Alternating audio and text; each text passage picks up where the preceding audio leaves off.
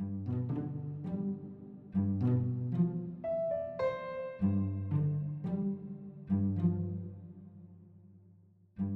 French word for pruning is la taille, and it's the same word that you use for tailoring. One guy can do a nice half acre in a day easily. Me, it takes me longer than that.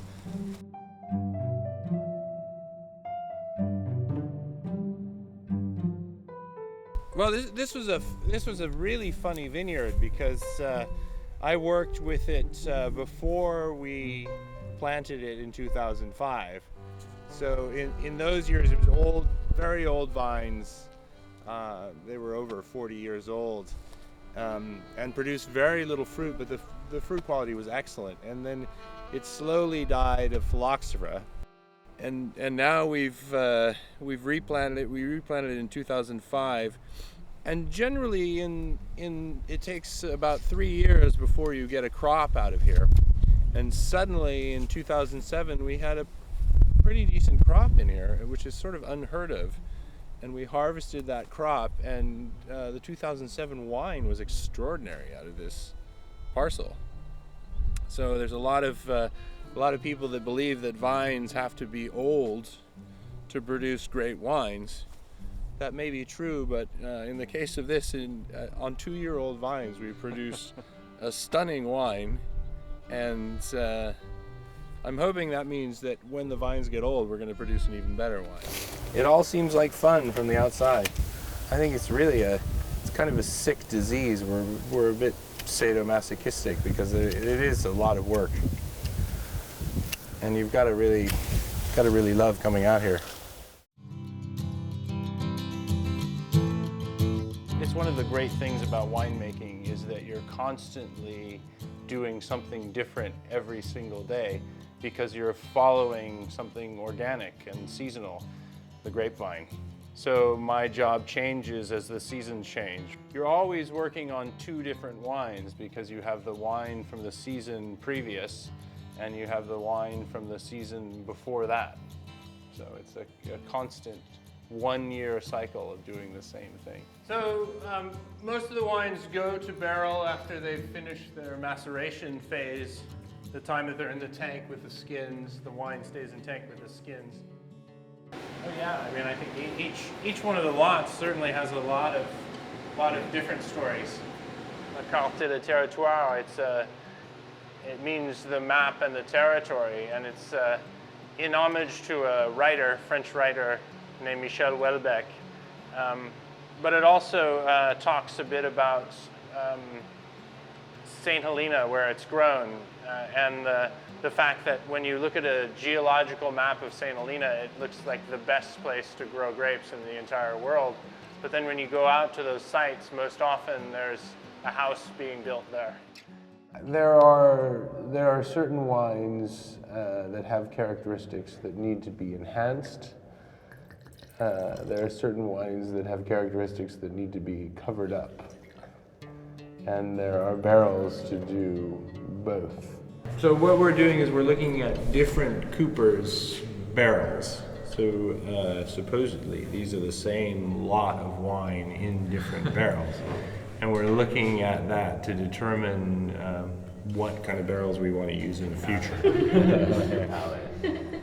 Welcome to Jericho Canyon. Well, that's just, wine in general.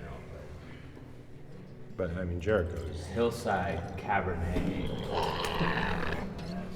Herculean wines. Well, it's funny. I mean, when you taste them at 6 months, they so ride over the wine that it's hard to make a decision. It's much easier to taste them after a year.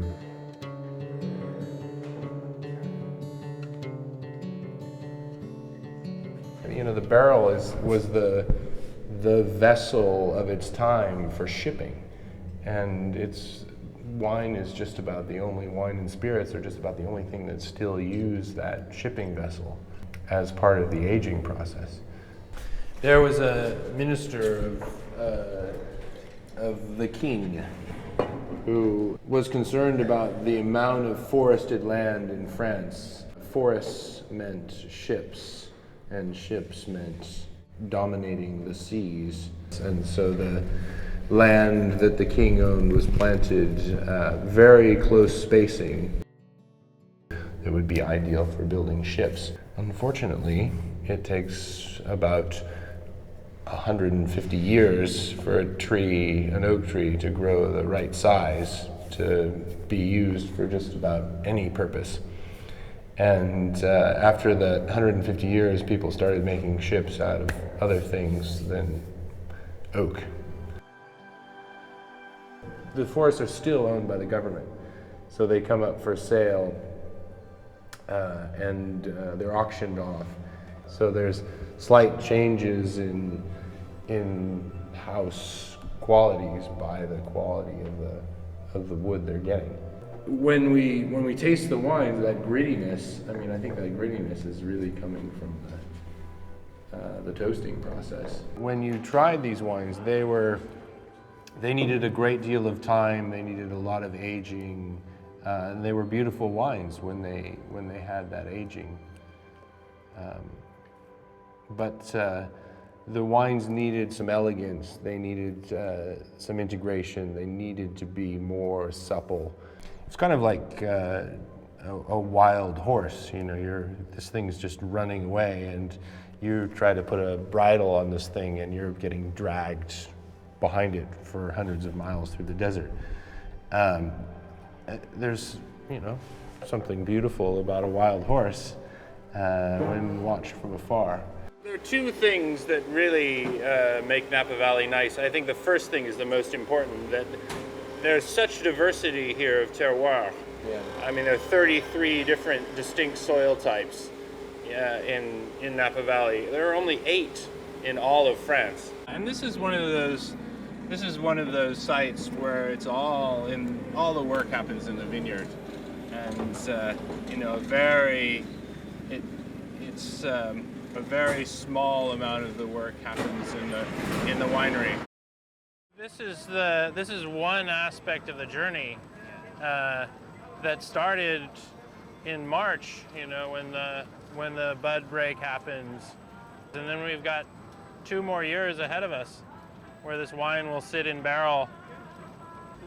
It's a bit like, I mean, people say it's like going to war. It's more like a big love fest, I think. But I can't imagine doing anything else, to tell you the truth. I love this so much. I can't imagine doing anything else.